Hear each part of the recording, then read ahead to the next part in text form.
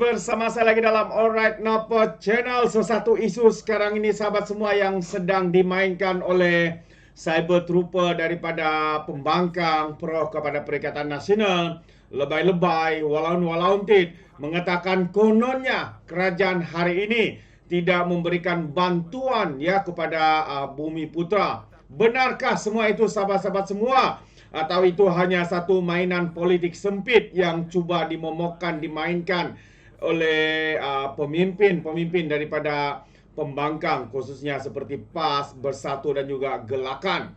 Jadi dengan itu saya mau kita mendengar jawapan daripada YB Rafizi Ramli sendiri berkaitan dengan dakwaan kononnya kerajaan tidak membantu ya Bumi Putra, kaum Bumi Putra yang ada di negara kita. Jadi tanpa membuang masa sahabat semua, mari kita tonton bersama video ini. Kerajaan dah tak bantu Bumi Putra? Baru-baru ini saya umum pelarasan semula 3 agensi mandat Bumi Putra di bawah Kementerian Ekonomi, iaitu Teraju, Yayasan Peneraju dan Equinas. Ada 2 pengumuman yang kena kecam. Pertama, bahawa agensi-agensi ini akan menukar kaedah dari memberi geran kepada memberi akses modal berbentuk pinjaman. Kecaman kedua, dana berjumlah 1 bilion oleh Teraju dan 800 juta oleh Equinas disediakan bagi tujuan ini. Kecaman pertama, ada yang menuduh kerajaan berhenti memberi geran. Geran ini maksudnya bantuan kewangan yang tidak perlu dibayar balik. Bantuan seperti ini masih disediakan, tetapi oleh agensi-agensi lain yang memberi tumpuan kepada peniaga kecil yang memerlukan modal kecil. Selalunya sekitar beberapa ratus ribu sahaja. Mara ada, tekun ada, malah amanah ikhtiar pun ada. Akses modal yang ditawarkan oleh Teraju adalah untuk perniagaan Bumi Putra yang saiznya lebih besar. Sebelum ini, ada penerima geran dari syarikat Bumi Putra yang saiz sederhana yang mendapat geran sehingga melebihi 1 juta ringgit. Jika difikirkan, kalau peminjam amanah ikhtiar dari golongan miskin pun perlu membayar balik pinjaman, adalah lebih adil jika niagawan Bumi Putra yang lebih selesa kewangannya berbanding golongan miskin tadi untuk turut membayar balik modal yang diberikan agensi kerajaan. Modal ini boleh digunakan semula untuk memberi lebih banyak akses modal kepada peniaga-peniaga lain supaya kita boleh mempercepatkan usaha untuk membina kelas niagawan Bumi Putra yang mampan. Kecaman kedua, ada yang mempersoalkan bagaimana sejumlah 1.8 bilion boleh diperuntukkan oleh Teraju dan Equinas sedangkan kerajaan sedang melaraskan kembali peruntukan. Caranya mudah.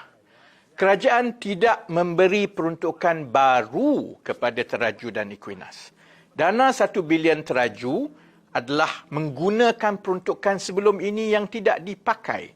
Seterusnya, dijadikan jaminan kepada bank-bank. Syaratnya, bank-bank memberi pinjaman kepada niagawan Bumi Putra menggunakan dana mereka sendiri. Peruntukan dari Teraju hanya dipakai sekiranya peminjam gagal membayar balik, barulah tanggungan itu dibiayai oleh Teraju melalui skim jaminan kredit. Wang 800 juta oleh Equinas pula adalah dari dana terkumpul Equinas selama ini yang akan ditawarkan dalam bentuk kredit persendirian. Jangan lepaskan peluang ini. Boleh mula Google, Teraju dan Equinas untuk mula memohon.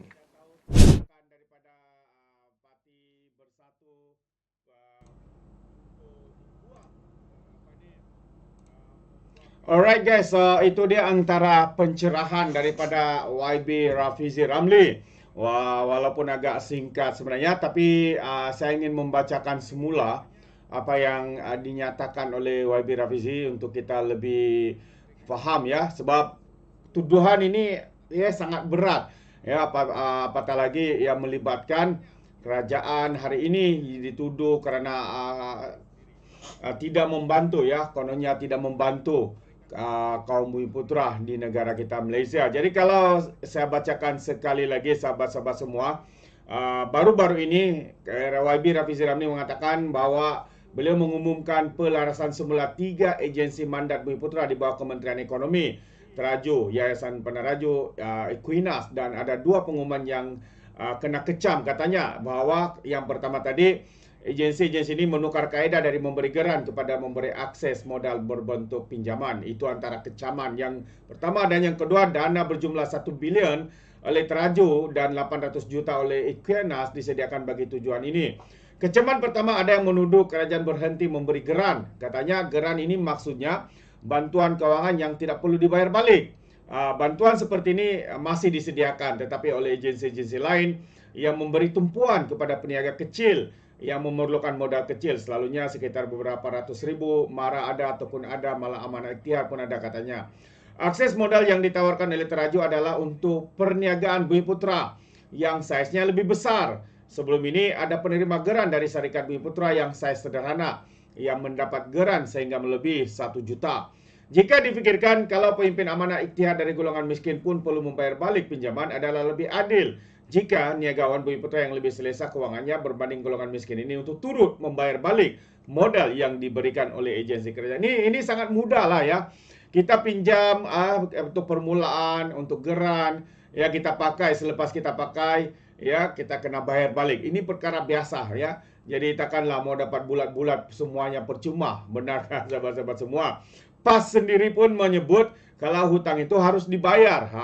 Walaupun mereka tuh agak susah ya untuk dipaksa membayar sehingga mahkamah arahkan mereka membayar. Ya kes kes berkaitan dengan majalah Haraka, surat kabar Haraka yang diarahkan oleh mahkamah ya untuk membayar, barulah mereka bayar. Walaupun begitu sukar untuk dipaksa membayar. Kecaman kedua, ada yang mempersoalkan bagaimana sejumlah 1,8 bilion ringgit boleh diperuntukkan oleh Teraju dan Equinas sedangkan kerajaan sedang melaraskan kembali peruntukan.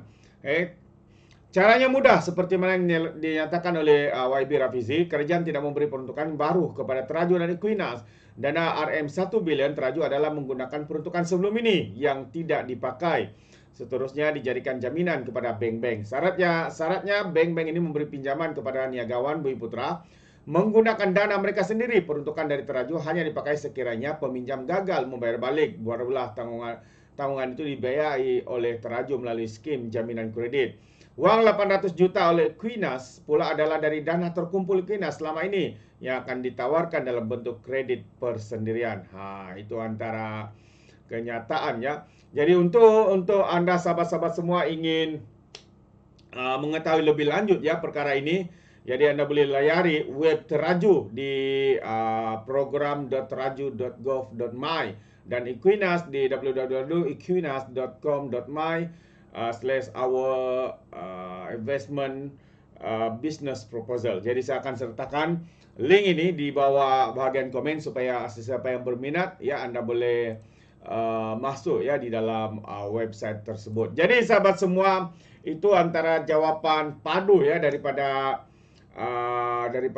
YB Rafizi Ramli berkaitan dengan dakwaan kononnya kerajaan tidak membantu. Semua itu hanyalah permainan politik sempit, membina persepsi untuk memburukkan kerajaan, menghasut rakyat, membenci ya, khususnya Bumiputera membenci kepada kerajaan hari ini. Semua sahabat semua adalah fitnah, berita palsu semata-mata. Jadi terima kasih, sampai di sini saja. Sekiranya Anda mau berikan sebarang komen ya berkaitan dengan isu ini ataupun pandangan, Anda boleh berikan di dalam ruangan komen. Jadi terima kasih. Izinkan saya untuk mengundurkan diri dan seperti biasa peribahasa mengatakan tapapun kangkap 2 tahun keinginan. Dalam bahasa Melayu, tepuk dada, tanya selera. Sekian saya daripada Orang Dapat Channel. Kita berjumpa lagi. Bye-bye.